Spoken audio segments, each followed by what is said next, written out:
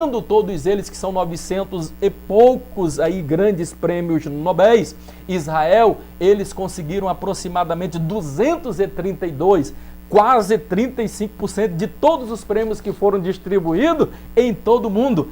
Tão minúsculo, ínfimo, diante de uma imensidão. Quando nós vamos olhar para o Brasil, quem no Brasil recebeu aí o Prêmio Nobel da Paz, ou seja, qualquer um outro prêmio Nobel?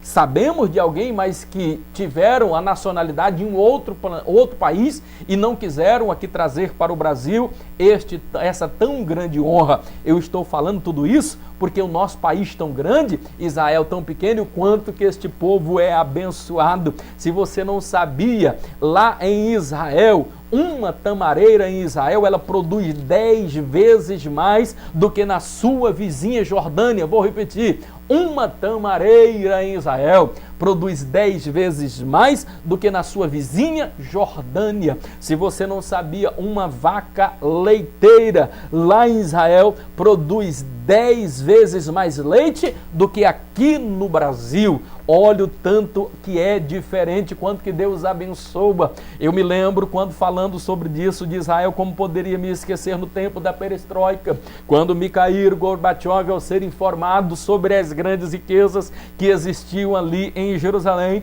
então ele pega e diz assim: olha, então quem conquistar Israel, conquistará o mundo. De fato, ele poderia dizer isso com segurança, porque se você não sabia, em Israel, em apenas um lugar, tem uma fortuna tão grandiosa que daria para comprar 28 vezes toda a Europa.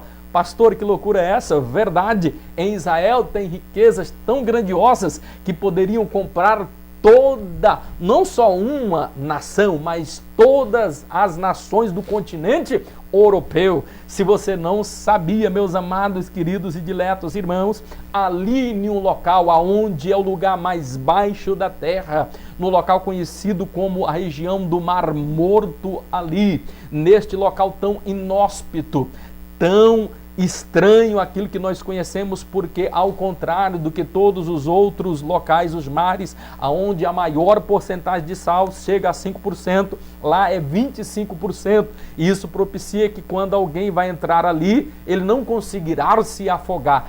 Tão densidade, tão forte que é de salinidade ali. Se você não sabia, ali no fundo do Mar Morto estão as ruínas de Sodoma e de Gomorra.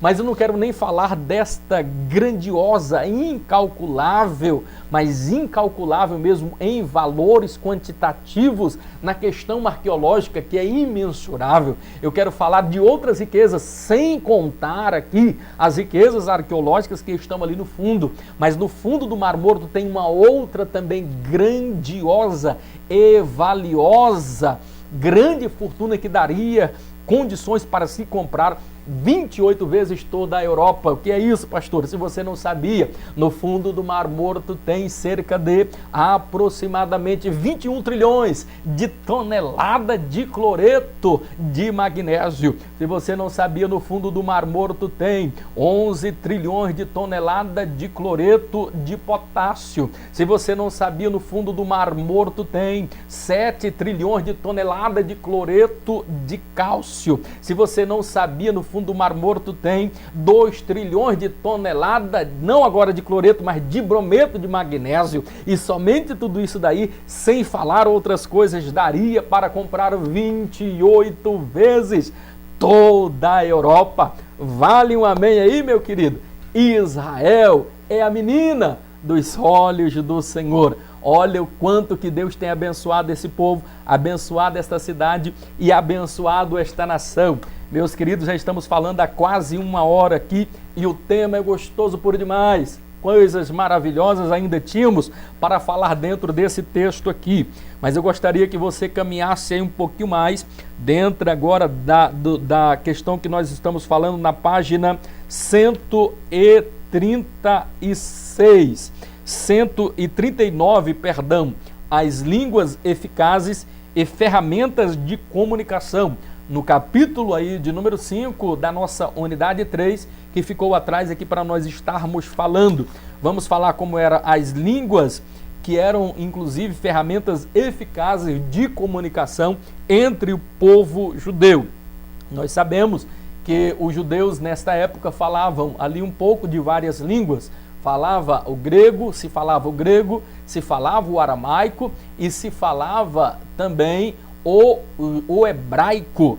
E dentre ali os romanos tinha uma outra língua oficial, mas nós queremos tratar também aqui, mais especificamente porque nós não teremos tempo, mas falar pelo menos alguma coisinha aqui do hebraico, algumas curiosidades.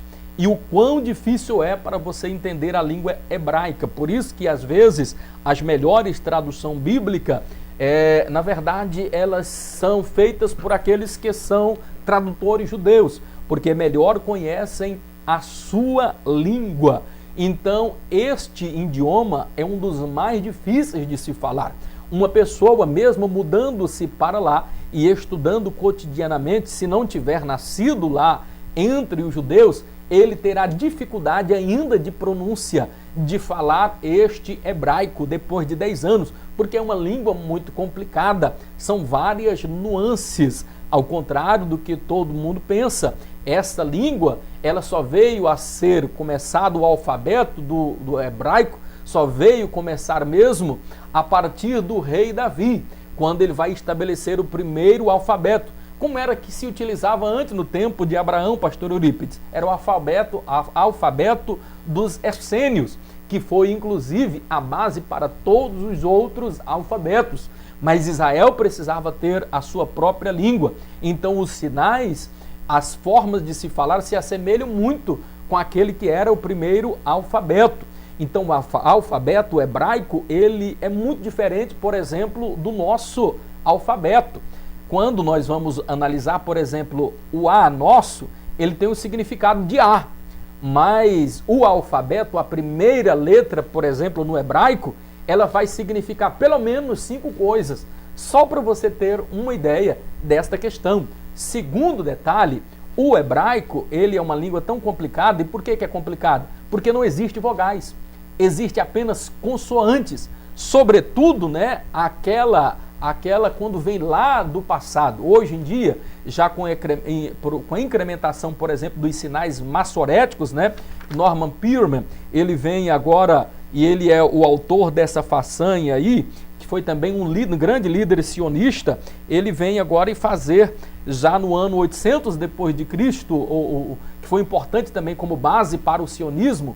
Então esse homem, ele faz agora essa reformulação, acrescenta os sinais massoréticos. Esses sinais massoréticos, se você for observar, são alguns pingozinhos que estão em determinado ponto de algum aeroglifo, de alguma letra ali desse hebraico, que para nós é tão difícil nós compreendermos e nós entendermos todas as suas vertentes. Uma palavra às vezes quer significar várias coisas. Por exemplo, você vai observar em algum salmo dizendo lá assim: de noite até os meus rins me ensinam. Aí você vai observar um outro local aonde vai dizer da seguinte forma: de noite até a mente me ensina. O mesmo salmo, em uma outra versão, vai dizer: de noite até o meu coração me ensina. Por que é que tem essa confusão aí? É porque, queridos, aquela palavra quer dizer várias partes ali do seu corpo. E como é que eu vou conseguir definir isso? Qual parte é? Geralmente o verbo de ligação, geralmente alguma coisa vai fazer com que o sentido da palavra vai nos induzir o que estava querendo dizer ali o autor quando ele utiliza aquela frase. Você já imaginou alguém falando, por exemplo, uma palavra que não tem vogal, só consoantes? Como você colocaria a palavra heróico? Somente com consoantes, sem nenhuma vogal. Olha o quão difícil é. E uma outra coisa, uma letra, ela significa várias coisas. Você quer ver, quando você vai pregar a primeira letra, o A, para nós tem um som de A, né? E vai formar com outras vogais e outras consoantes, vai formar uma palavra. Uma letra em Israel, para o povo judeu, no hebraico, ela significa pelo menos 5 coisas. A primeira letra do alfabeto aqui hebraico, Aleph, por exemplo, ela significa pelo menos aqui aproximadamente aqui 5 coisas. Dentre elas, a gente poderia aqui, só para citar para você, ela significa força, ela significa líder, ela significa primeiro. A primeira letra aqui do alfabeto que nós vamos analisar, que é a letra Aleph, que vai equivaler ao nosso A aqui, por exemplo, A é A, mas lá para eles, Aleph, a primeira letra do alfabeto, vai significar primeiro, vai significar força, vai significar líder. E quando nós vamos formar palavras também, o termo pai, que você vai observar lá no aramaico, quando vai dizer assim, Abba, pai, porque além da palavra A e o B, que seria a junção, que é o Aleph e o Bet, da letra hebraica, que para nós se equivaleria ao A e o B, a junção dessas duas palavras, Aleph e Bet, vai formar a palavra pai. E tudo isso vai ter uma conexão, porque quando se junta Aleph e Bet, o que significa Bet? A letra desse alfabeto aí, a segunda letra, Bet, ele vai significar família, vai significar casa. Então, por que forma a palavra pai? Tudo tem uma junção com a outra. Porque, percebam, quando você diz Aleph, você está falando de primeiro, você está falando de líder, você está falando de força. E quando você usa a segunda letra, que é Bet, que vai significar casa, que vai significar família, então você vai encontrar ali o líder da família, o líder da casa. Se Aleph significa líder, força, então ele é o cabeça, ele é o primeiro que toma a decisão. Ele está na cabeça, ele é que tem a força para decidir e direcionar sobre quem? Sobre o Bet, sobre a família. Percebam que cada letra do alfabeto, ela significa pelo menos 5 coisas, e é a junção disso que vai formar as palavras. Por exemplo, quando você vai observar a palavra verdade, como é que nós vamos escrever a verdade? Diferente do que aqui para nós, porque existem vários tipos de verdade. Existe a minha verdade, existe a sua verdade e a verdade do todo. Quando nós vamos observar, sobretudo em um julgamento, nós vamos ter lá um réu, que ele vai ter a sua verdade. A promotoria vai apresentar a sua verdade. Os advogados de defesa e de acusação vão se degladiar dentro dessas verdades. Aí depois vai ter uma outra verdade estabelecida, que é a verdade do juiz. Mas existe uma outra verdade, que é a verdade absoluta, que somente Deus conhece, que é a verdade das verdades. Então essa verdade absoluta, a qual o judeu aqui se refere, quando diz assim, eu sou o caminho, eu sou a verdade e a vida, e ninguém vai ao Pai a não ser por mim. Esta aqui é uma verdade absoluta, porque é a verdade do Pai. E sabeis qual é a diferença da nossa verdade para a verdade do Pai? É porque a verdade nossa, ela varia de pessoa para pessoa, de interpretação para interpretação. Mas a verdade de Deus, sabe como ela é descrita? Ela é a junção de 3 letras do alfabeto, que vão formar 3 palavras, Aleph, Men e Tov. Para que você entenda a curiosidade disso tudo, Aleph, você já entendeu que é a primeira letra do alfabeto. Men é a que está no meio, literalmente no meio. É a 12ª letra aí do alfabeto hebraico. E Tov é a última palavra ou a última letra ali do alfabeto hebraico. Então nós temos uma letra que está no início, uma outra letra que está no meio e uma outra letra que está no fim. Aleph, Men e Tov. Então, para eles, isso é tão importante, a verdade absoluta, para ser verdade, ela precisa ser verdade no princípio, ela tem que ser verdade no meio e ela tem que ser verdade no fim. A verdade absoluta de Deus, ela sempre será verdade do início ao fim. É verdade no início, é verdade no meio e é verdade no fim. Perceberam, queridos, o quão diferente é da forma nossa de analisarmos as coisas? Já finalizando aqui sobre essas questões aqui, de várias curiosidades que nós poderíamos estar falando, e nós já estamos caminhando aqui para o fechamento aqui. Quer ver algumas coisas que nós falamos, por exemplo, errado aqui? Você já ouviu, por exemplo, alguém dizendo aí Jeová Sambaot? Ou você já ouviu alguma canção falar assim, Jeová Jireh? Queridos, e alguém diz assim, olha, o que significa Jeová Jireh no hebraico? Querido, não significa nada. Mas como não? Jeová Jireh é o Deus da provisão. Lá em Gênesis 21, vai falar a respeito disso. Vai ser ratificado em Gênesis 22 ali também por Salomão. Quando ali, Salomão não, perdão. Quando ali Abraão vai sacrificar a Isaque, e quando ele vai sacrificar a Isaque, e ali há um diálogo muito importante desde o capítulo 21, e ali a gente percebe, queridos, como o pai tratava o filho e como o filho tratava o pai. O interessante é que eles vão ali para adorar a Deus ali naquele monte. Abraão sabia que teria que sacrificar o seu filho, mas Abraão se lembrava que havia uma promessa sobre a vida desse filho. Então Deus manda e diz: agora sobe lá no Monte Moriá, no Monte Sinai, no lugar aonde eu converso contigo, Abraão. Sobe lá e tu vais sacrificar o seu filho. Nós vamos e lembramos da história que esse rapaz, ele vai com seu pai, os dois moços que ali com ele estão. Então Abraão disse assim: olha, vocês ficai aqui e eu e meu filho subiremos e retornaremos a vós. Percebam que esse homem tinha tanta fé, mesmo sabendo que iria sacrificar o seu próprio filho, ele tinha convicção de que voltaria, não sabia como. Por isso que ele é o nosso pai na fé. E quando ele está lá, preparado está todas as coisas, nós vamos observar um diálogo extremamente comovente entre o pai e o filho, sobretudo pela amabilidade e o carinho com que eles se tratavam. Hoje em dia, os filhos tratam os pais de qualquer maneira, os pais tratam os filhos por demônios e coisas assim semelhantes. Perceba que quando eles conversavam era diferente. Então Isaac dizia assim: meu pai Abraão. E Abraão, com toda a educação, disse assim: eis-me aqui, meu filho. Como se dissesse: como eu posso lhe ser útil, meu filho? Estou aqui, pergunte. Então esse jovem faz uma pergunta que com certeza endureceu ou que amoleceu o coração do seu pai de uma forma muito grande, eu tenho certeza. Porque ele pergunta: meu pai, eu estou vendo a lenha, eu estou vendo o cutelo, mas eu não estou conseguindo ver o cordeiro para o holocausto. Aí ele pergunta: meu pai, aonde está o cordeiro para o holocausto? Aquilo destruiu o coração daquele pai, irmãos. Que coisa difícil, que coisa tão complicada.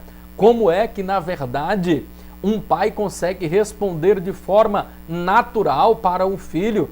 Como é que um pai vai conseguir, no seu coração, responder uma pergunta como essa? Ora, esse rapaz sabia que ele seria ali morto, que seria ele o sacrifício, mas assim como que parece que querendo sensibilizar o coração do pai, este rapaz disse assim: meu pai, aonde está o cordeiro para o holocausto? Abraão, com o coração cheio de graça e de fé, ele pega e disse assim: meu filho, o Senhor proverá para si o cordeiro para o holocausto. Daí vai surgir a frase que muitos falam, Jeová Jireh, que no capítulo 22 agora ele vai falar de novo. E chamou, no 22:1, e chamou Abraão aquele lugar, o Senhor proverá.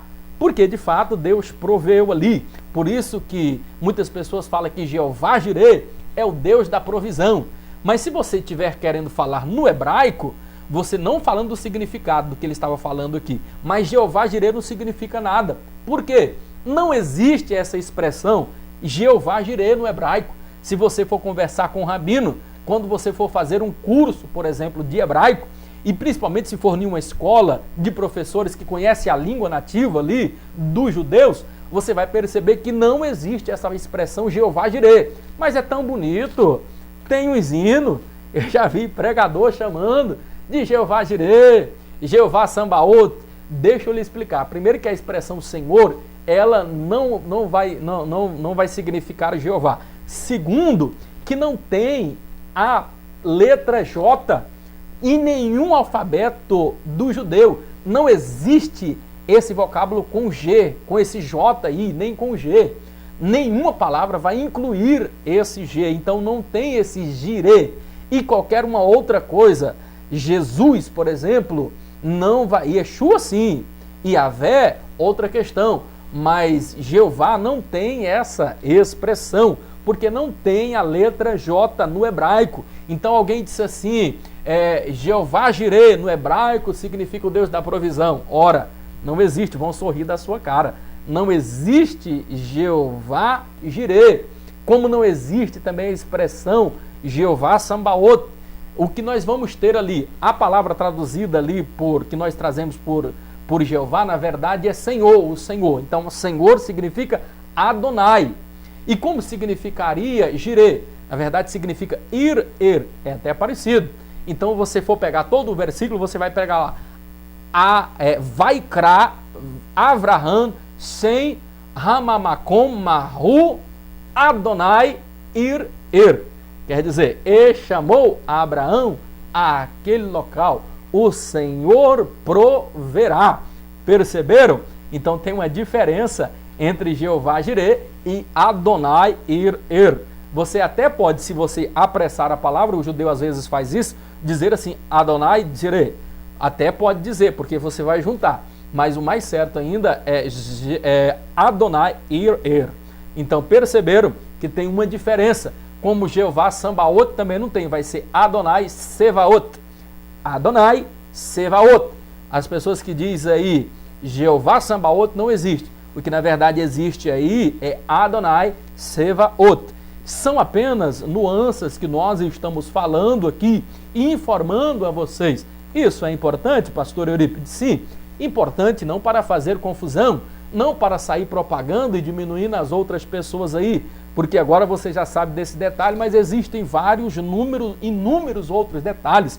O importante é que eu estou falando agora para você uma coisa que de repente você não saiba. De repente amanhã você vai estar me ensinando uma outra coisa que eu não saiba. E isto daí que está a graça de toda coisa.